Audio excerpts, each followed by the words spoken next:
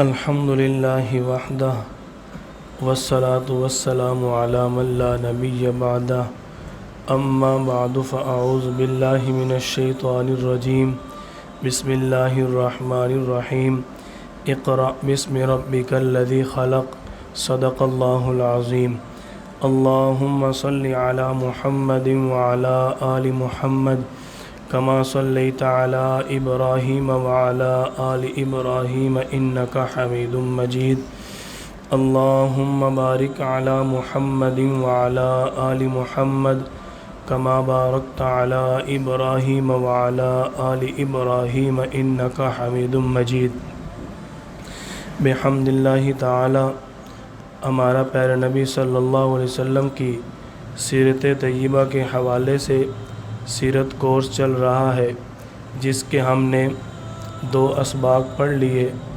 آپ صلی اللہ علیہ وسلم کی سیرت طیبہ کا آج سبق نمبر 3 ہے۔ آپ صلی اللہ علیہ وسلم کی جب عمر مبارکہ 25 سال ہوتی ہے، آپ نے اپنے علاقے کے اندر، معاشرے کے اندر اپنی دیانتداری، اپنی صداقت، امانت داری کا خوب چرچا حاصل کر لیا تھا۔ آپ صلی اللہ علیہ وسلم کی امانت داری کے اس چرچا کی وجہ سے سیدہ خدیجہ الکبریٰ رضی اللہ عنہا آپ صلی اللہ علیہ وسلم کی طرف پیغام بھیجتی ہیں کہ آپ میرا مال لے جا کر شام کے علاقے میں فروخت کریں، آپ کو آپ کی اجرت مل جائے گی۔ آپ صلی اللہ علیہ وسلم اپنے چچا کی سپورٹ کے لیے، اپنے چچا کا سہارا بننے کے لیے تیار ہو جاتے ہیں۔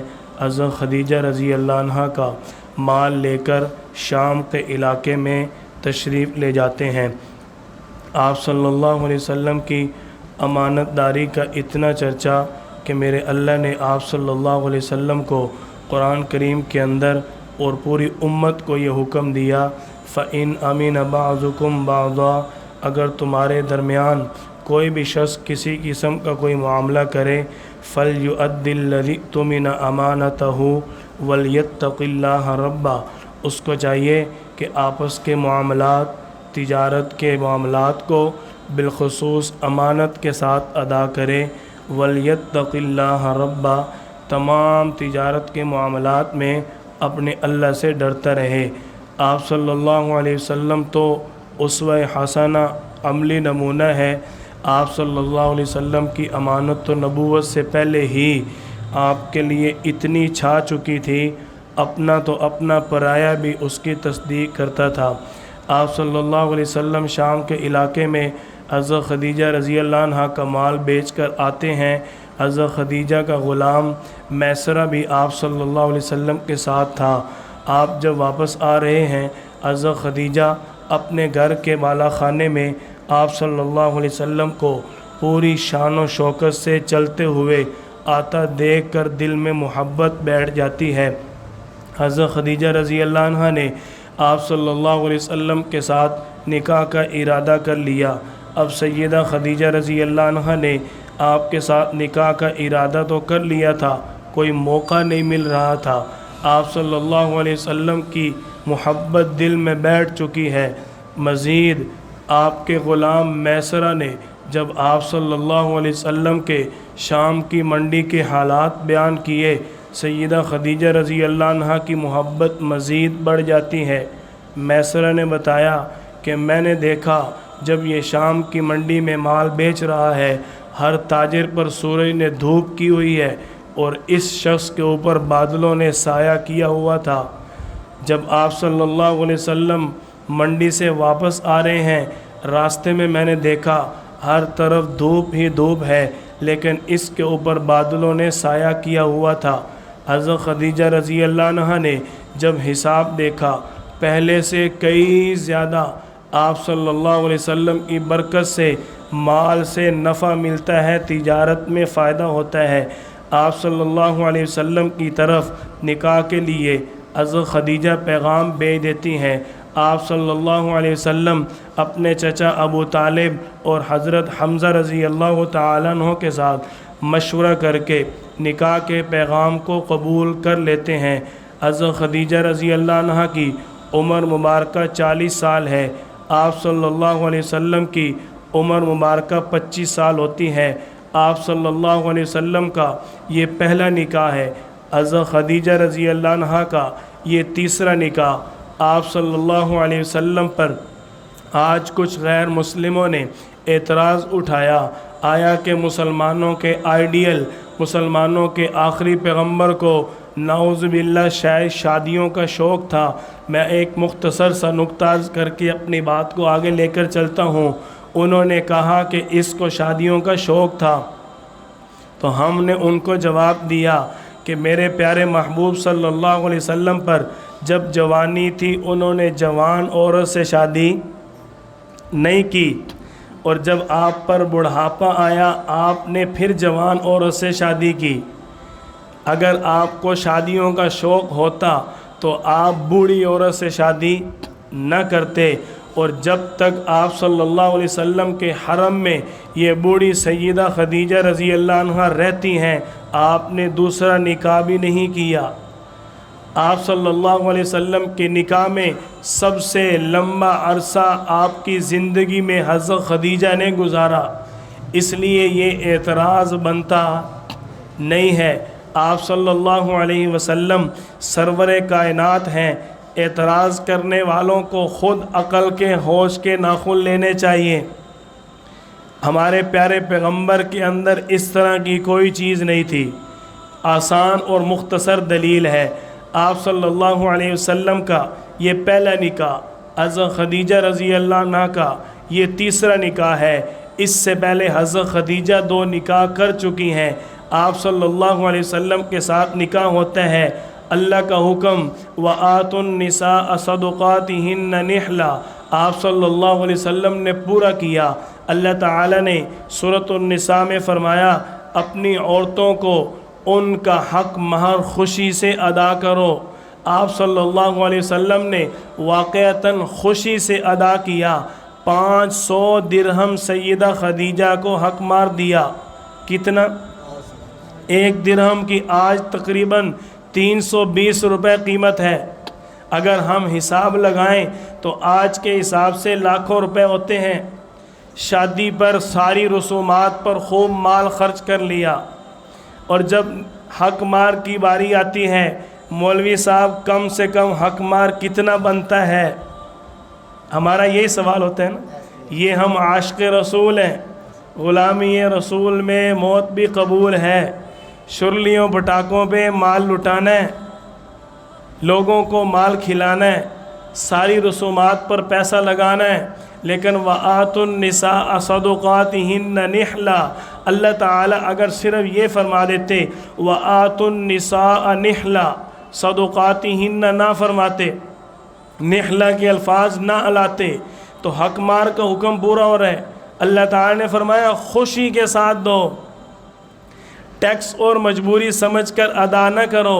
جو شخص یہ کہتا ہے کم سے کم مولوی صاحب کتنا بنتا ہے، بڑی آسانی سے سمجھ آ رہی ہے کہ یہ بندہ بڑا کنجوس ہے، بڑی مشکل سے مال نکال رہا ہے، یہ اللہ کے حکم میں بخل کر رہا ہے۔ حالانکہ آپ صلی اللہ علیہ وسلم نے سیدہ خدیجہ کو 500 درہم دیا، جو کئی لاکھ روپے آج کے حساب سے بنتا ہے۔ مسلمانوں کو اپنا اپنا محاسبہ کرنے کی ضرورت ہے۔ آپ صلی اللہ علیہ وسلم کی عمر مبارکہ جب 35 سال ہوتی ہے، آپ صلی اللہ علیہ وسلم مکہ مکرمہ میں موجود ہیں۔ آپ کی زندگی مبارک کے اندر تیسری مرتبہ بیت اللہ کی تعمیر ہوتی ہے۔ آپ نے پہلی مرتبہ اپنے ہاتھوں سے بیت اللہ کو تعمیر ہوتے دیکھا۔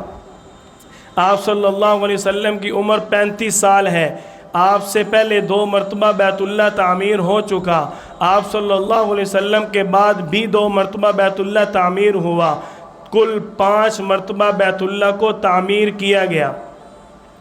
اللہ تعالیٰ نے سورۃ البقرہ کے اندر فرمایا وَإِذْ يَرْفَعُ إِبْرَاهِيمُ الْقَوَاعِدَ مِنَ الْبَيْتِ وَإِسْمَاعِيلُ کہ حضرت ابراہیم علیہ السلام نے اپنے بیٹے حضرت اسماعیل علیہ السلام کے ساتھ مل کر بیت اللہ کو تعمیر کیا، اور اللہ سے عرض کی ربنا تقبل منا، اے اللہ تو ہماری طرف سے اس خدمت کو قبول فرما۔ آپ صلی اللہ علیہ وسلم سے قبل بیت اللہ کو 2 مرتبہ تعمیر کیا گیا۔ پہلی مرتبہ حضرت آدم علیہ السلام نے بیت اللہ کو اللہ کے حکم سے تعمیر کیا۔ اللہ تعالی نے فرمایا اے آدم تم پہلے انسان ہو اور یہ عبادت کے لیے پہلا اللہ کا گھر ہے۔ دوسری مرتبہ جب نوح علیہ السلام کے دور میں طوفان آیا، ساری زمین سیلاب میں ساری عمارتیں بہہ گئیں، اب بیت اللہ کی عمارت بھی بالکل ختم ہو چکی تھی۔ حضرت جبریل علیہ السلام نے بیت اللہ کی بنیادیں آ کر حضرت ابراہیم علیہ السلام کو دکھائیں کہ یہاں پر اس کی بنیادیں آج بھی موجود ہیں۔ میں یہاں ایک بات عرض کر دوں، بیت اللہ جس جگہ پر آج موجود ہے اسی جگہ پر حضرت آدم علیہ السلام نے تعمیر کیا تھا، آج بھی اسی جگہ پر موجود ہے۔ حضرت ابراہیم علیہ السلام کو بنیادیں حضرت جبریل علیہ السلام نے آ کر بتائیں۔ حضرت ابراہیم علیہ السلام اللہ کے حکم کو پورا کرتے ہیں، اپنے بیٹے حضرت اسماعیل علیہ السلام کے ساتھ مل کر بیت اللہ کو تعمیر کرتے ہیں۔ جب آپ صلی اللہ علیہ وسلم کا زمانہ آیا، 35 سال عمر مبارکہ ہے، قریش والوں نے دیکھا بیت اللہ کی عمارت بہت بوسیدہ ہو چکی ہے، اس کے اندر بارش کا پانی چلا جاتا ہے، تو لہٰذا کیوں نہ اس کو دوبارہ تعمیر کر لیا جائے۔ آپ صلی اللہ علیہ وسلم کے ماموں حضرت وہب فرماتے ہیں کہ بیت اللہ کو حلال کمائی سے تعمیر کرنا، یہ میں تمہیں نصیحت کرتا ہوں۔ بیت اللہ کو تعمیر کرتے ہیں، قریش والوں نے 4 دیواریں 4 قبیلوں میں تقسیم کر دیں، ایک قبیلہ ایک دیوار بنائے گا، اسی طرح 4 دیواریں تقسیم ہو گئیں۔ آپ صلی اللہ علیہ وسلم کے قبیلے کو بھی حصہ ملا۔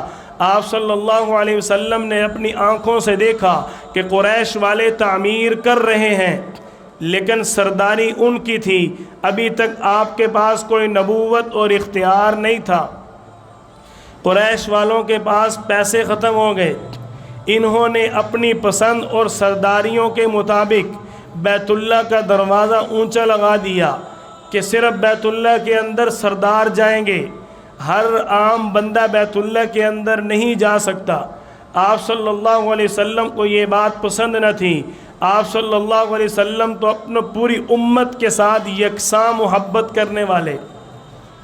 آپ صلی اللہ علیہ وسلم نے دیکھا قریش والوں کے پاس پیسے کم پڑ گئے، انہوں نے بیت اللہ میں سے حتیم کو نکال دیا۔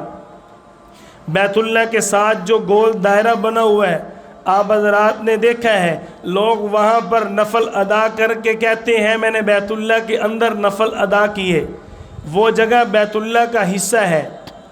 آپ صلی اللہ علیہ وسلم کے دور میں قریش والوں نے حتیم کو نکال دیا۔ آپ صلی اللہ علیہ وسلم کا دور مبارک گزرا، آپ اس دنیا سے رخصت ہوئے۔ آپ کی زندگی مبارک کے بعد آپ کے پیارے صحابی حضرت زبیر بن عبداللہ رضی اللہ تعالیٰ عنہما یہ بیت اللہ کو دوبارہ تعمیر کرنے کا ارادہ کرتے ہیں۔ انہوں نے دلیل بنایا آپ صلی اللہ علیہ وسلم کے اس فرمان کو۔ آپ نے ایک مرتبہ حضرت عائشہ رضی اللہ عنہا کو فرمایا عائشہ میرا جی چاہتا ہے کہ میں بیت اللہ کو گرا کر دوبارہ تعمیر کروں، اس کا دروازہ نیچے لگاؤں، حتیم کو اس میں شامل کر دوں، ایک دروازہ لوگوں کے داخل ہونے کے لیے بنا دوں، ایک دروازہ لوگوں کے نکلنے کے لیے بنا دوں، تاکہ میرا ہر امتی بیت اللہ میں داخل ہونے کی سعادت حاصل کرے۔ قربان جائیں، یہ ہے رحمت للعالمین جس نے اپنے ہر امتی کے ساتھ محبت کا اظہار کیا۔ میں یہاں بات کیا کرتا ہوں کہ آج بیت اللہ کا دروازہ سرداروں والا ہے۔ سرداروں تمہارا بیت اللہ کے اندر جانا کوئی کمال نہیں ہے، کیونکہ میرے نبی نے تمہارے طرف کی بات نہیں کی۔ بیت اللہ کے اندر جانا میرا اور آپ کا کمال ہے، کیونکہ میرے نبی نے میری طرفداری کی ہے۔ بیت اللہ کے اندر جانے سے بڑی سعادت یہ ہے کہ میرے نبی کی سفارش مل جائے۔ میرے نبی نے سفارش ہماری کی کہ بیت اللہ کا دروازہ نیچے ہونا چاہیے، میرا ہر امتی اس سے گزرے، میرے ہر امتی کو بیت اللہ میں جانے کی سعادت حاصل ہو۔ لوگ کہتے ہیں پرویز مشرف بیت اللہ میں گیا، وہ جی آپ کہتے ہیں اسلام کے خلاف اتنا چلا لیکن بیت اللہ میں گیا ہے، ہم کہتے ہیں بھائی گیا ہے، ہم نے کب کہا نہیں گیا۔ خان صاحب بھی جا رہے ہیں، میاں برادران بھی جا رہے ہیں، بڑے بڑے سردار سارے وزیر مشیر جاتے ہیں، لیکن سعادت ان کے جانے میں نہیں ہے۔ یہ آپ صلی اللہ علیہ وسلم کیا فرما رہے ہیں؟ میں چاہتا ہوں میرا ہر امتی جائے، یہ جو اونچے دروازے ہیں یہ سرداروں کے لیے ہیں، اور میرے نبی نے سرداروں کے جانے کو پسند نہیں کیا۔ سردار اپنی طاقت کے ذریعے جاتا ہے، اللہ کی رحمت کے ذریعے نہیں جاتا، اللہ کے انتخاب کے ذریعے نہیں جاتا۔ کمال اپنی طاقت کے ذریعے بیت اللہ میں جانے میں نہیں ہے، کمال اللہ کے انتخاب سے بیت اللہ میں جانے میں ہے۔ جس کو اللہ لے جائے اور اپنی طاقت کے ذریعے اندر جانا، یہ تو کوئی کمال نہیں ہے۔ آپ صلی اللہ علیہ وسلم کے پیارے صحابی اس روایت کو مدار بناتے ہیں اور آپس میں مشورہ کر لیتے ہیں کہ بیت اللہ کو دوبارہ تعمیر کرنا چاہتا ہوں۔ آپ صلی اللہ علیہ وسلم کے پیارے صحابی کا اس بیت اللہ کو دوبارہ تعمیر کرنے کا سبب کیا ہوا؟ صحیح مسلم کے اندر روایت موجود ہے۔ حضرت عطا فرماتے ہیں کہ آپ صلی اللہ علیہ وسلم کے دور کے بعد جب حضرت عبداللہ بن زبیر رضی اللہ تعالیٰ عنہ کا دور تھا، یزید کی فوجوں نے بیت اللہ پر چڑھائی کی، بیت اللہ کو آگ لگائی گئی، جس سے بیت اللہ کی عمارت بوسیدہ ہو گئی۔ تو میرے دل میں آیا کہ میں اس بیت اللہ کو دوبارہ تعمیر کر دوں، لیکن پھر بھی میں ارادہ نہ کر سکا۔ میں نے آپ صلی اللہ علیہ وسلم کے چچا زاد ابن عباس رضی اللہ عنہما سے مشورہ کیا اور اللہ سے استخارہ کر کے بیت اللہ کو دوبارہ تعمیر کر دیا۔ اب حضرت عبداللہ بن زبیر رضی اللہ تعالیٰ عنہ نے آپ صلی اللہ علیہ وسلم کی پسند کے مطابق بنا دیا۔ قریش والوں نے حتیم کو نکال دیا تھا، آپ صلی اللہ علیہ وسلم کے صحابی دوبارہ حتیم کو شامل کر دیتے ہیں اور بیت اللہ کے نیچے دروازہ زمین کے برابر لگا دیتے ہیں تاکہ ہر امتی داخل ہو سکے۔ لیکن جب چند سال گزرے، حجاج بن یوسف کا دور آیا، اس نے دیکھا کہ جب بیت اللہ کو آپ صلی اللہ علیہ وسلم نے گرا کر دوبارہ تعمیر نہیں کیا تو پھر صحابی رسول نے کیوں کیا؟ اس نے دوبارہ گرا کر حتیم کو نکال دیا اور دروازہ اونچا لگا دیا۔ جو آج تک بیت اللہ کی عمارت موجود ہے یہ حجاج بن یوسف کی بنائی ہوئی ہے۔ آپ صلی اللہ علیہ وسلم سے قبل 2 مرتبہ، پھر تیسری مرتبہ قریش والوں نے، چوتھی مرتبہ حضرت عبداللہ بن زبیر نے اور 5ویں مرتبہ حجاج بن یوسف نے تعمیر کیا۔ جب خلیفہ ہارون رشید کا دور آیا، اس نے پھر ارادہ کیا کہ میں آپ صلی اللہ علیہ وسلم کی پسند کے مطابق بنا دوں۔ امام مالک رحمۃ اللہ علیہ نے فتویٰ جاری کر دیا، اب کسی بادشاہ کو، کسی حکمران کو اجازت نہیں ہے کہ وہ بیت اللہ کو دوبارہ تعمیر کرے، گراتا رہے۔ جو بھی بادشاہ آئے گا وہ بیت اللہ کی تعمیر کو اپنا کھلونا بنا لے گا۔ لہذا میں یہ فتویٰ دیتا ہوں کہ آج کے بعد بیت اللہ کو گرانے کی کسی کو اجازت نہیں ہے۔ اس دن سے لے کر آج تک بیت اللہ کی وہی عمارت موجود ہے۔ امام مالک رحمۃ اللہ علیہ نے وقت کی نزاکت دیکھتے ہوئے 100% بالکل صحیح درست فتویٰ دیا۔ آپ صلی اللہ علیہ وسلم کی عمر مبارکہ رفتہ رفتہ بڑھتی ہے۔ جب آپ کی عمر 39 سال ہوئی، آپ صلی اللہ علیہ وسلم کو بھی مشرکین مکہ نے شرک کی دعوت دینی شروع کر دی، شرک میں لگانے کی کوشش شروع کر دی، لیکن میرے اللہ کا فرمان تھا، قل اننی ہدانی ربی الی صراط مستقیم۔ آپ کہہ دیجئے ان کو کہ آپ کے اللہ نے آپ کو سیدھے رستے پہ چلایا ہے۔ دیناً قیما ملت ابراہیم، آپ کو اللہ نے ملت ابراہیم پر پختہ کر دیا ہے، آپ ان کی باتوں میں نہ آئیں۔ وما کان من المشرکین، آپ کو آپ کے ابا ابراہیم نے شرک سے بچایا ہے، آپ کا خاندان، آپ کے آباء و اجداد مشرکین میں سے نہیں ہے۔ لہٰذا آپ شرک کے قریب بھی نہیں جائیں گے۔ آپ صلی اللہ علیہ وسلم کو اللہ تعالیٰ نے اعلان کیا، قُلْ أَفَغَيْرَ اللَّهِ تَأْمُرُونِّي أَعْبُدُ أَيُّهَا الْجَاهِلُونَ، آپ ان لوگوں کو کہہ دیجئے کہ ہمیں تو اللہ تعالیٰ نے ہمیشہ شرک سے محفوظ رکھا ہے، سارے نبیوں کو اللہ نے ہمیشہ شرک سے محفوظ رکھا، تم جاہل لوگ ہو، ہمیں شرک کی دعوت دیتے ہو۔ سیدنا علی المرتضیٰ شیر خدا رضی اللہ تعالیٰ عنہ ایک مرتبہ آپ صلی اللہ علیہ وسلم سے عرض کرتے ہیں، یا رسول اللہ، کیا آپ نے نبوت سے قبل کبھی بتوں کی پوجا کی؟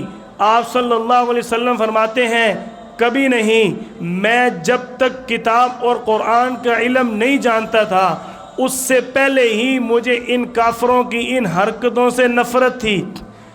اللہ کے تمام انبیاء کرام نبوت ملنے سے پہلے ہی اللہ کے ولی اور صدیق ہوتے تھے۔ آپ صلی اللہ علیہ وسلم کی عمر مبارکہ جب 40واں سال شروع ہوتا ہے، آپ کے دل مبارک کے اندر اللہ کی عبادت کا، تنہائی کا شوق بڑھ جاتا ہے، خلوت کا شوق بڑھ گیا۔ نبوت ملنے سے قبل آپ صلی اللہ علیہ وسلم پر وحی کی ابتدائی کیفیت شروع ہو جاتی ہے۔ آپ رات کو خواب دیکھتے ہیں، دن کو وہ خواب سچا ہو جاتا ہے، یعنی پہلے انبیاء کرام کو اللہ تعالیٰ جو وحی دیتے تھے ان میں سے اکثر اللہ کے پیغامات خواب میں آتے تھے، دن کو پورے ہو جاتے تھے۔ جیسا کہ آپ حضرات نے سنا ہے، حضرت ابراہیم علیہ السلام نے خواب دیکھا کہ اپنے بیٹے اسماعیل علیہ السلام کو ذبح کر رہے ہیں، تو وہ اللہ کا حکم تھا۔ آپ صلی اللہ علیہ وسلم پر بھی نبوت ملنے سے قبل وحی کی ابتدائی کیفیت یہی تھی۔ حضرت عائشہ رضی اللہ عنہ فرماتی ہیں، آپ صلی اللہ علیہ وسلم جو خواب رات کو دیکھتے وہ دن کے سورج کی طرح بالکل سچا ثابت ہوتا۔ آپ صلی اللہ علیہ وسلم اتنی زیادہ اللہ کی عبادت شروع کر دیتے ہیں جس عبادت کا میرے اللہ نے قرآن کریم کے اندر ذکر فرمایا، ان ربک یعلم انک تقوم ادنی من ثلثی اللیل ونصفہ وثلثہ۔ اللہ فرماتے ہیں، ہم آپ کو جانتے ہیں، آپ رات کے تہائی حصے میں اللہ کی عبادت کرتے ہیں، آپ رات کے آدھے حصے میں اللہ کی عبادت کرتے ہیں، وَطَائِفَةٌ مِّنَ الَّذِينَ مَعَكَ، اور آپ کے ساتھ جو آپ کی جماعت ہے وہ بھی ایسا ہی کرتی ہے۔ قربان جائیں صحابہ پر، انہوں نے ہر ایک سنت کو پورا اور صحیح ادا کیا، صرف سنت پر عمل نہیں کیا، پورا اور صحیح ادا کیا۔ میرا اللہ خود فرما رہا ہے، وَطَائِفَةٌ مِّنَ الَّذِينَ مَعَكَ، جس طرح آپ آدھی رات عبادت کرتے ہیں، آپ کے صحابہ بھی آدھی رات عبادت کرتے ہیں۔ اگر آپ تہائی رات میں عبادت کرتے ہیں، آپ کے صحابہ بھی تہائی رات عبادت کرتے ہیں۔ ہم میں سے کوئی بندہ ایسا ہے جو آدھی رات اللہ کی عبادت کرتا ہو؟ آپ صلی اللہ علیہ وسلم کی عبادت کا اللہ تعالیٰ خود قرآن کریم میں ذکر فرما رہے ہیں۔ آپ کے دل میں اللہ کی عبادت کا کتنا شوق تھا۔ آپ صلی اللہ علیہ وسلم اسی عبادت میں، خلوت میں، تنہائی میں ایک دن بیٹھے ہوئے ہیں کہ ایک دم غار حرا کے اندر جبریل علیہ السلام آ گئے، آپ صلی اللہ علیہ وسلم کو سینے سے لگاتے ہیں اور اللہ کا حکم دیتے ہیں، اقرأ بسم ربک الذی خلق۔ جب جبریل علیہ السلام نے کہا اقرأ، آپ صلی اللہ علیہ وسلم نے جواب دیا، ما انا بقاری، میں پڑھنا نہیں جانتا۔ جبریل علیہ السلام نے آپ صلی اللہ علیہ وسلم کو سینے سے لگا کر دبایا، آپ کے اندر پڑھنے کی صفت آ گئی۔ دوبارہ عرض کی اقرأ، آپ صلی اللہ علیہ وسلم فرمایا ما انا بقاری۔ جبریل علیہ السلام نے دوبارہ سینے سے لگا کر دبایا، اب آپ کی زبان پر قرآن پڑھنے کی صلاحیت آ گئی۔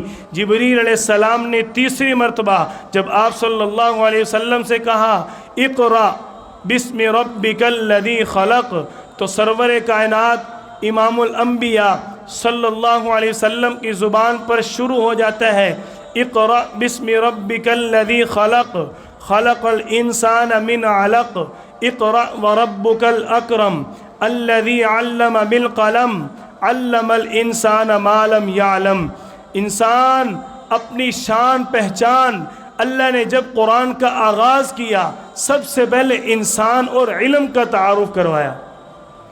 آج انسان اپنی پہچان بھی بھول گیا اور اپنے صحیح علم کو بھی بھول گیا۔ انسان اپنی پہچان بھول گیا۔ اللہ کیا فرما رہے ہیں؟ خلق الانسان من علق، وہ اللہ، اس کے نام سے پڑھیے جس نے انسان کو مٹی سے پیدا کیا۔ اقرأ وربک الاکرم، وہ اللہ جو عزتوں کا مالک ہے، اس کے نام سے پڑھیے۔ الذی علم بالقلم، اس نے انسان کو قلم کے ذریعے علم دیا۔ کس چیز کا؟ علم الانسان ما لم یعلم، اس نے انسان کو وہ سکھایا جو انسان جانتا ہی نہیں تھا۔ آپ صلی اللہ علیہ وسلم پر وحی کا نزول ہوتا ہے، آپ پر کپ کپی طاری، پسینے سے شرابور، آپ صلی اللہ علیہ وسلم کانپ رہے ہیں۔ یہ کیفیت کیوں ہوئی؟ اللہ تعالی نے خود فرمایا اِنَّا سَنُلْقِي عَلَيْكَ قَوْلًا ثَقِيلًا، ہم آپ پر ایک کلام نازل کریں گے، وہ بہت مشکل کلام ہے، بڑا وزن والا کلام ہے، بڑی طاقت والا کلام ہے۔ آپ صلی اللہ علیہ وسلم کانپ رہے ہیں، گھر میں آئے، حضرت خدیجہ رضی اللہ عنہ کو حکم دیا زملونی زملونی، مجھے کمبل دے دو۔ آپ صلی اللہ علیہ وسلم گھبرائے ہوئے آپ لیٹ گئے۔ اللہ کی طرف سے آپ کو دوسری صدا آئی، یا ایھا المدثر، او کمبل والے، قم فانذر، کھڑا ہو جا، ڈر کیوں رہا ہے؟ وربک فکبر، اپنے اللہ کی بڑائی بیان کرو۔ آپ صلی اللہ علیہ وسلم نے گھر آ کر سب سے پہلے اپنی ساری کیفیت اپنی گھر والی کو بتائی۔ ہم اپنی ساری پرسنل باتیں اپنے دوستوں کو بتاتے ہیں، لیکن آپ صلی اللہ علیہ وسلم نے اپنا پرسنل معاملہ سب سے پہلے اپنی گھر والی کو بتایا۔ جتنا مرضی بڑے سے بڑا معاملہ ہو، جتنی مرضی بڑی سے بڑی ٹینشن ہو، گھر والی کہتی ہے اللہ کے بندے پریشان نہ ہو، مسئلہ حل ہو جائے گا۔ یہ آپ صلی اللہ علیہ وسلم کی سنت ہے، اپنی گھر والی کو سب سے پہلے اپنی پریشانی بیان کرنا، سب سے پہلے اپنی کیفیت عجیب واقعہ اپنی گھر والی کو بتانا۔ یہ آپ صلی اللہ علیہ وسلم کی سنت ہے، گھر والی کا بڑا مقام ہے۔ میں ایک نکتہ عرض کیا کرتا ہوں، آپ صلی اللہ علیہ وسلم جب دنیا میں آئے عورت کی گود تھی، جب آپ دنیا سے گئے عورت کی گود تھی۔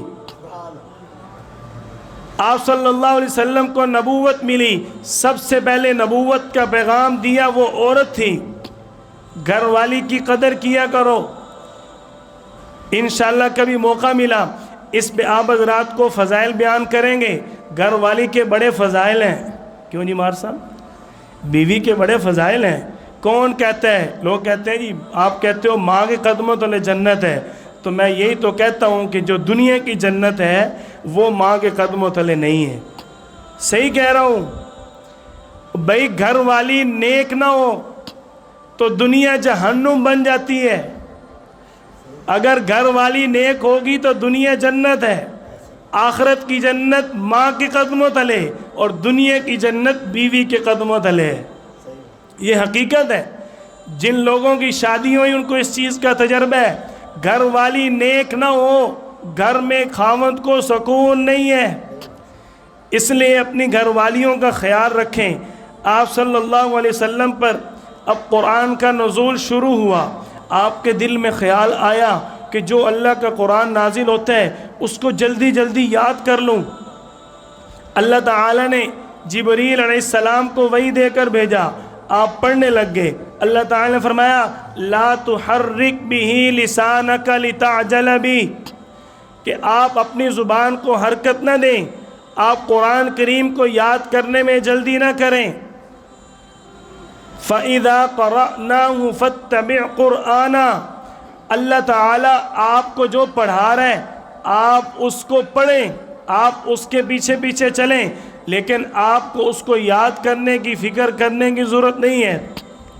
اِنَّ عَلَيْنَا جَمْعَهُ، اللہ تعالیٰ آپ کے دل میں خود اس کو جمع کر دے گا۔ آپ صلی اللہ علیہ وسلم نے اس کے بعد قرآن کریم کو یاد کرنے کے لیے اپنی زبان کو حرکت نہیں دی۔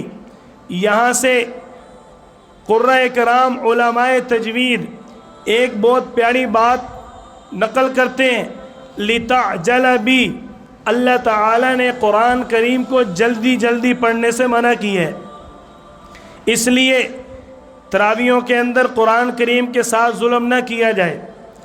آپ حضرات کا اگر تعاون نہ ہو تو حافظ قرآن مجبور ہوتا ہے جب ہر تراویح کے بعد رفتار کے پیمانے زبان سے نکلنے ہیں، کان سے نہیں، قاری صاحب آج بڑا تیز پڑھے ہے، قاری صاحب آج تو تھکا دی ہے، سارے مناسب پیمانے قاری صاحب پہ فٹ ہوتے ہیں۔ اس لیے آپ حضرات اگر ہمت کریں تو قرآن کی صدائیں، قرآن کی بہاریں کیا ہے؟ آپ صلی اللہ علیہ وسلم کو وحی مل گئی، قرآن مل گیا۔ اللہ تعالی نے سورۃ الشورى کے آخر میں فرمایا کہ جو ہم نے آپ کو علم دیا ہے یہ ابتدائے بعثت کی دلیل ہے۔ ما کنت تدری مل کتاب ولل ایمان، آپ اس سے پہلے کیا جانتے تھے؟ کتاب کیا ہے؟ ایمان کیا ہے؟ وَلَكِنْ جَعَلْنَاهُ نُورًا نَهْدِي بِهِ مَن نَّشَاءُ، اللہ نے آپ کو یہ ہدایت دی، اللہ جس کو چاہتا ہے یہ ساری چیزیں سکھا دیتا ہے۔ اللہ تعالیٰ نے آپ صلی اللہ علیہ وسلم پر وحی نازل کر کے بتا دیا کہ یہ سارا علم آپ پر ہماری طرف سے ہے۔ اب آپ صلی اللہ علیہ وسلم کو اللہ کا پیغام مل گیا، اب آپ کی دعوت کا سلسلہ شروع ہوتا ہے۔ اسلام مل گیا، اس کو آگے پھیلانا ہے، اس کی تعلیم دینی ہے۔ آپ صلی اللہ علیہ وسلم کو اللہ نے حکم دیا، وَأُوحِيَ إِلَيَّ هَذَا الْقُرْآنِ، آپ کی طرف ہم نے قرآن کو وحی کر دیا، لِأُنذِرَكُمْ بِهِ وَمَنْ بَلَغَ، اب آپ کے ذمے ہے اس کے ذریعے آگے لوگوں کو چلائیں، لوگوں کو ڈرائیں۔ اب آپ صلی اللہ علیہ وسلم اللہ کے اس حکم کی تعمیل کرتے ہیں، یا ایھا الرسول بلغ ما انزل الیک، جو آپ کی طرف اللہ نے نازل کیا ہے آپ اس کی تبلیغ کریں۔ آپ صلی اللہ علیہ وسلم دعوت کا سلسلہ شروع کرتے ہیں۔ دعوت اسلام کا خلاصہ کیا ہے؟ دعوت اسلام کے کل 3 مراحل ہیں۔ نمبر 1، 3 سال مکہ مکرمہ میں خاموش دعوت اسلام۔ نمبر 2، 10 سال مکہ مکرمہ میں علل اعلان دعوت اسلام۔ نمبر 3، 10 سال مدینہ طیبہ میں علل اعلان دعوت اسلام اور اس کے ساتھ جہاد۔ یہ آپ صلی اللہ علیہ وسلم نے پوری زندگی ان 3 مراحل میں دعوت اسلام پر کام کیا۔ اب دعوت اسلام کی محنت کے بدلے آپ کو 2 نتائج ملے۔ نمبر 1، جب آپ نے لوگوں پر اسلام پیش کیا لوگ آپ کی جان کے دشمن بنے۔ نمبر 2، جب آپ نے لوگوں پر اسلام پیش کیا لوگ آپ کی جان کے محافظ بنے، صحابہ بنے۔ یہ 2 نتیجے پوری زندگی آپ صلی اللہ علیہ وسلم کو دعوت کے نتیجے میں حاصل ہوئے۔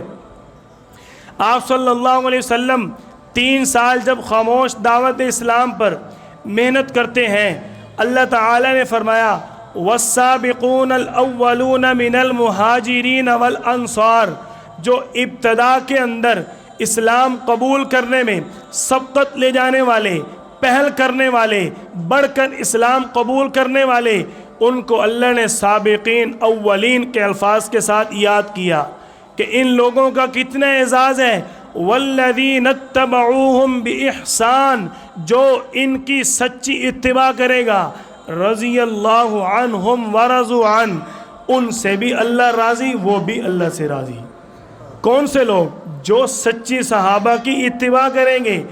آپ کو اور ہمیں اللہ نے رضاعت کا سرٹیفکیٹ دے دیا۔ شرط یہ ہے سچے دل سے صحابہ کی اتباع کرنی۔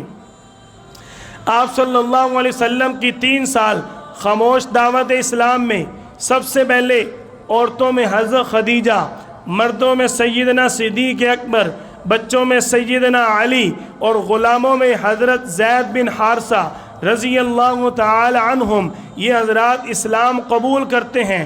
ان کے بعد جن صحابہ نے اسلام قبول کیا، سابقین اولین، آپ صلی اللہ علیہ وسلم 3 سال خاموش دعوت اسلام پر محنت کرتے ہیں، ابھی تک لوگ آپ کی جان کے دشمن نہیں ہیں، 43 سال تک لوگوں نے آپ کو ستایا نہیں، کیونکہ آپ صلی اللہ علیہ وسلم نے ابھی تک صرف اپنے آپ کو مکہ کے اندر پیش کیا ہے، اسلام پیش نہیں کیا تھا۔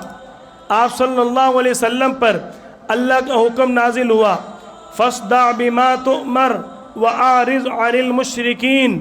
آپ کی عمر 43 سال ہوئی، 3 سال خاموش محنت ہو گئی، اب آپ علی الاعلان دعوت پیش کریں، علی الاعلان دعوت اسلام لوگوں کو پیش کریں۔ لوگوں کو اسلام کی دعوت دی گئی۔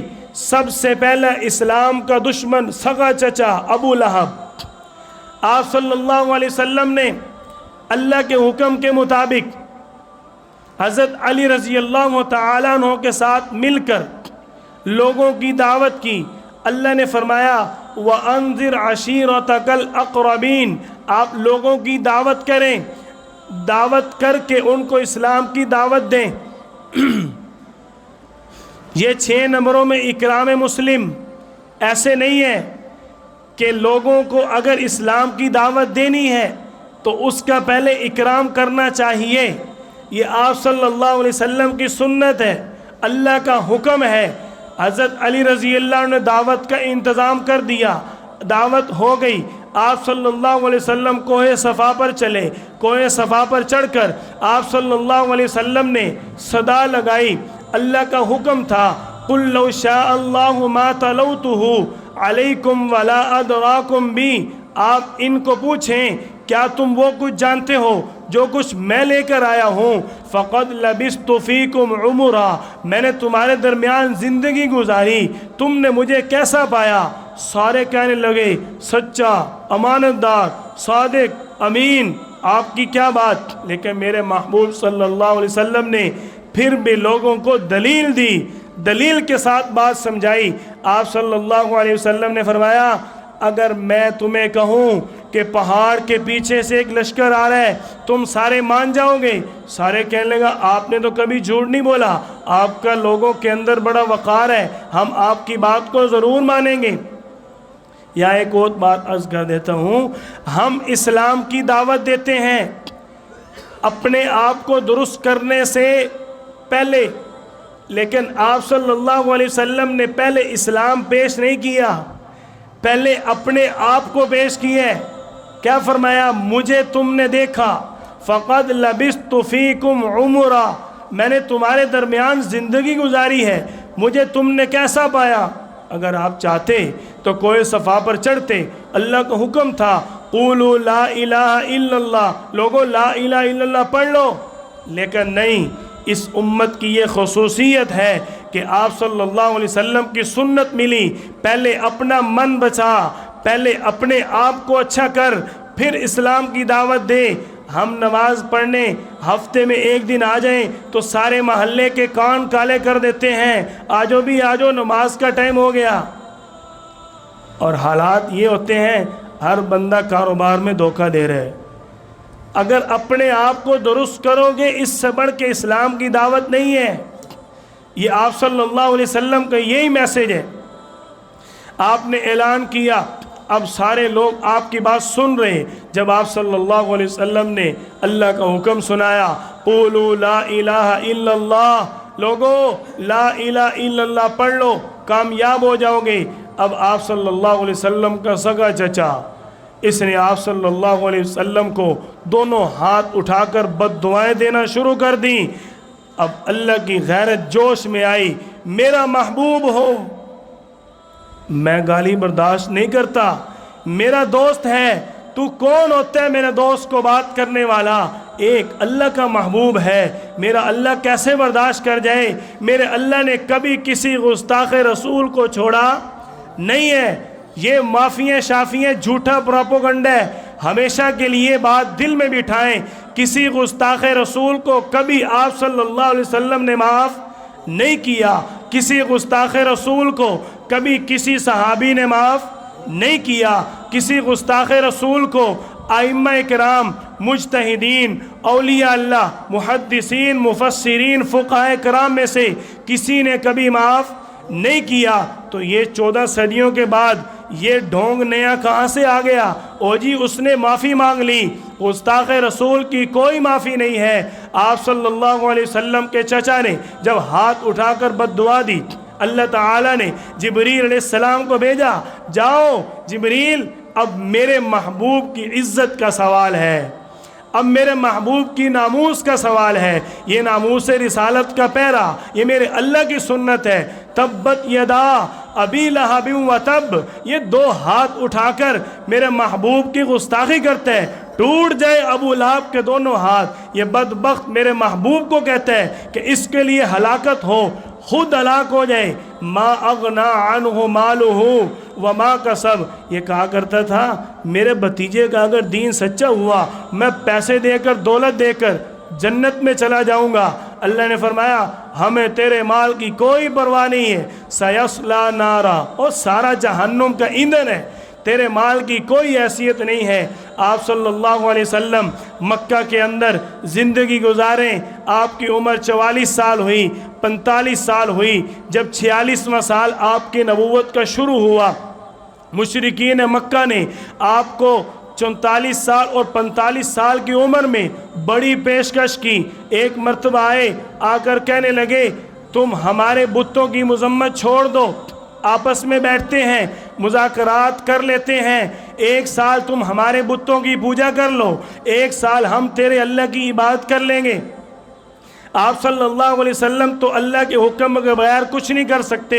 अल्लाह ताला ने जिब्रील अलैहिस्सलाम को भेजा, कुल या अय्युहल काफिरून, आप इन काफिरों को कह दीजिए ला अअबुदु मा तअबुदून, तुम हमारे रब की इबादत ना करो, हम तुम्हें नहीं कहते हमारे अल्लाह की इबादत करो, हम तुम्हारे बुतों की पूजा नहीं करेंगे, तुम हमारे अल्लाह की इबादत न करो।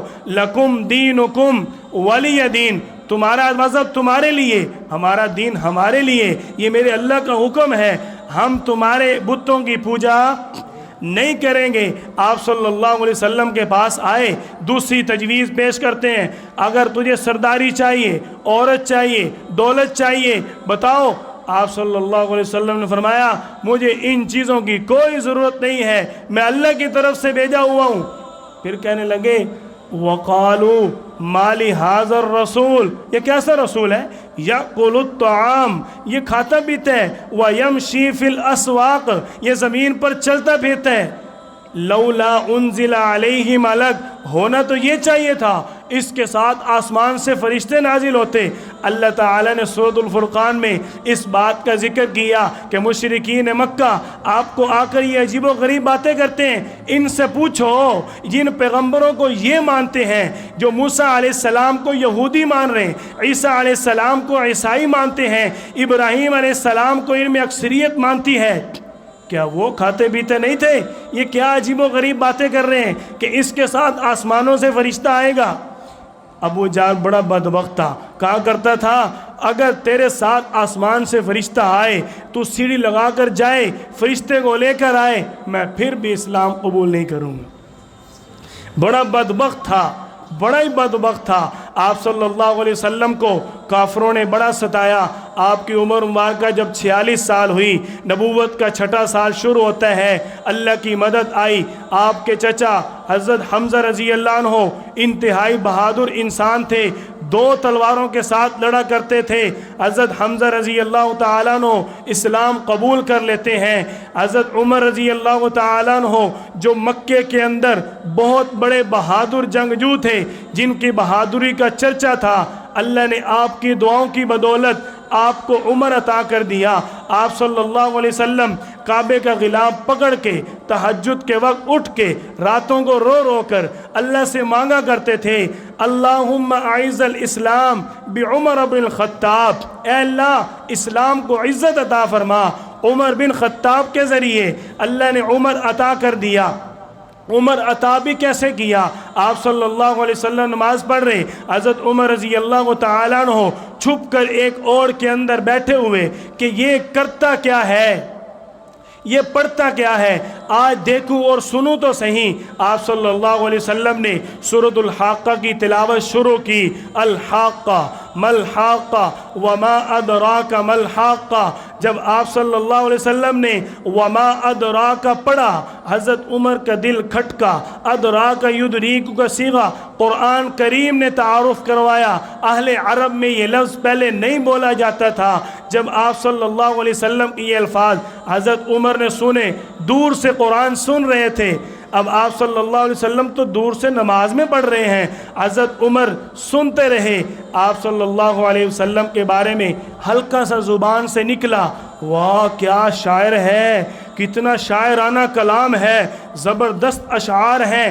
آپ نے قرآن کریم کی اگلی آیت پڑھی، وما ہوا بقول شاعر، یہ شاعر کی باتیں نہیں ہیں۔ حضرت عمر کے دل کو چوٹ لگی۔ میں نے تو منہ میں کہا، دل میں سوچا، اتنی دور سے میری بات کو سن لیا، یہ بڑا جادوگر ہے۔ ولا بقول کاہن، آپ نے اگلی آیت پڑھی، یہ جادوگر کی باتیں بھی نہیں ہیں۔ اب حضرت عمر رضی اللہ عنہ کے دل میں اسلام کی محبت بیٹھ گئی۔ صبح کے وقت، فجر کے وقت آپ صلی اللہ علیہ وسلم کی خدمت میں حاضر ہو کر اسلام کو قبول کر لیتے ہیں۔ آپ صلی اللہ علیہ وسلم کی عمر مبارکہ 47 سال ہوئی۔ آپ صلی اللہ علیہ وسلم کو شعب ابی طالب کے اندر محصور ہونے پر، قید ہونے پر، پناہ لینے پر مجبور کر دیا گیا۔ اتنا ستایا آپ صلی اللہ علیہ وسلم 3 سال شعب ابی طالب کے اندر محصور رہے۔ وہاں کئی مرتبہ پتے کھا کر گزارا کیا۔ کئی صحابہ آپ کے لیے چھپا کر بغلوں میں کھانا لے کر آتے۔ آپ صلی اللہ علیہ وسلم کو اتنا ستایا گیا، جب آپ کی نبوت کا 10واں سال، عمر مبارکہ 50 سال ہوتی ہیں، آپ کے چچا ابو طالب اور آپ کی زوجہ محترمہ حضرت خدیجہ رضی اللہ عنہ کا انتقال ہو جاتا ہے۔ اس سال کو آپ صلی اللہ علیہ وسلم نے عام الحزن فرمایا۔ جب عمر 51 سال ہوئی، آپ صلی اللہ علیہ وسلم نے دوبارہ تبلیغ کا سلسلہ شروع کیا۔ طائف کی وادی کا سفر کیا۔ جب وہاں کر اسلام کی دعوت پیش کی، لوگوں نے پتھر مارے، آپ پر ظلم و ستم کیے۔ آپ صلی اللہ علیہ وسلم لہو لہان ہو کر ایک انگور کے باغ کے اندر پناہ لیتے ہیں۔ آپ صلی اللہ علیہ وسلم نے آسمان کی طرف دیکھا کہ اللہ کا فرشتہ موجود ہے۔ آپ صلی اللہ علیہ وسلم سے پوچھتا ہے کہ آپ بتائیں، اللہ پوچھ رہے ہیں اگر آپ کا حکم ہو کہ ملک الجبال موجود ہے، ان کو ابھی پہاڑوں میں پیس کر، چکی کے پیس کر ان کو راکھ کر دیا جائے گا۔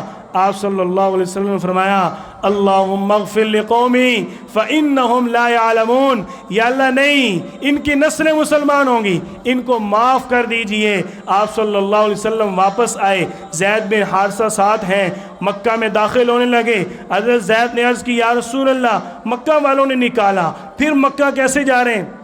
آپ صلی اللہ علیہ وسلم نے پیغام بھیجا اخنس بن شریق اور سہیل بن عمر کی طرف کہ مجھے پناہ دے دو۔ انہوں نے پناہ دینے سے انکار کر دیا۔ تیسرا پیغام مطعم بن عدی کی طرف بھیجا، اس نے آپ صلی اللہ علیہ وسلم کو پناہ دی۔ آپ حرم میں آئے، اللہ کے ہاں نفل پڑھے، نفل پڑھ کے آپ گھر تشریف لے جا کر آرام فرماتے ہیں کہ اب جبریل علیہ السلام آ گئے آپ صلی اللہ علیہ وسلم کو معراج پر لے جانے کے لیے۔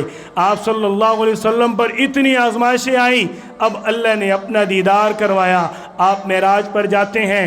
آپ صلی اللہ علیہ وسلم کے بارے میں اہل سنت والجماعت کا عقیدہ ہے، بیداری کی حالت میں روح اور جسم دونوں کے ساتھ اپنی اسی زندگی میں آپ صلی اللہ علیہ وسلم نے اللہ کے عرش پر گئے، وہاں جا کر اللہ کا دیدار کیا۔ یہ ہمارا اہل سنت والجماعت کا عقیدہ ہے۔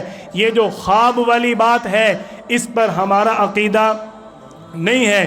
آپ معراج پر گئے، اللہ نے آپ صلی اللہ علیہ وسلم کو کئی تحائف دیے، بہت زیادہ تفصیل ہے، آپ تفصیل کے ساتھ واقعہ پڑھتے اور سنتے رہتے ہیں۔ آپ صلی اللہ علیہ وسلم معراج سے واپسی آئے، آپ کو اللہ تعالیٰ نے 50 نمازیں دیں۔ 9 مرتبہ آپ دوبارہ اللہ کے دربار میں حضرت موسیٰ علیہ السلام کے کہنے پر گئے، 45 نمازیں کم ہو گئیں، 5 رہ گئیں۔ اللہ نے فرمایا تیری امت پڑھے گی 5، ثواب 50 کا ملے گا۔ آپ صلی اللہ علیہ وسلم مکہ میں موجود ہیں کہ مشرکین مکہ نے ایک بار پھر آپ پر ظلم و ستم شروع کر دیے۔ آپ صلی اللہ علیہ وسلم کے بارے میں کافروں نے سب سے بڑا اجلاس بلا لیا، پورا پارلیمنٹ اکٹھا کر لیا، سارے سردار آ گئے۔ دار الندوہ مشرکین کا پارلیمنٹ تھا، وہاں بیٹھ کر مشورہ کیا۔ پہلا مشورہ آیا وَإِذْ يَمْكُرُ بِكَ الَّذِينَ كَفَرُوا، اللہ تعالیٰ نے سورۃ انفال میں اس کا ذکر کیا، جب کافر آپ کے بارے میں چالیں چل رہے تھے، لِيَثْبِتُوكَ کہ آپ کو قید کر دیں، او يُخْرِجُوكَ یا آپ کو جلا وطن کر دیں، او يَقْتُلُوكَ یا آپ کو قتل کر ڈالیں۔ انہوں نے سب نے مل کر قتل پر اتفاق کر لیا۔ آپ صلی اللہ علیہ وسلم کے قتل پر جب اتفاق ہو گیا، اب اللہ کا حکم آ گیا فَالَّذِينَ هَاجَرُوا فِي سَبِيلِ اللَّهِ مِن بَعْدِ مَا ظُلِمُوا لَنُبَوِّئَنَّهُمْ فِي الدُّنْيَا حَسَنَةً، جن لوگوں نے اللہ کے لیے ہجرت کی اللہ نے ان کو اچھی جگہ عطا فرمائی۔ آپ اللہ کے لیے ہجرت کریں، اللہ تعالیٰ آپ کو اچھی جگہ دے گا۔ آپ نے اللہ سے مانگا وَقُلْ رَبِّ أَدْخِلْنِي مُدْخَلَ صِدْقٍ، اے اللہ ایسی جگہ لے جا اچھائی کے ساتھ جائیں، اچھائی کے ساتھ رہیں، وَأَخْرِجْنِي مُخْرَجَ صِدْقٍ، اچھائی کے ساتھ نکال اور اچھائی کے ساتھ پہنچا دے۔ اللہ نے آپ صلی اللہ علیہ وسلم کی اس دعا کو قبول کیا۔ اب آپ صلی اللہ علیہ وسلم ہجرت کر کے مکہ سے مدینہ طیبہ کا سفر شروع کرتے ہیں۔ آج کا ہمارا سبق یہاں پر مکمل ہوا۔ آپ صلی اللہ علیہ وسلم کی سیرت طیبہ پر اللہ تعالی ہم سب کو عمل کرنے کی، یاد کرنے کی، پڑھ کر آگے پھیلانے کی توفیق عطا فرمائے۔ وآخر دعوانا ان الحمد للہ رب العالمین۔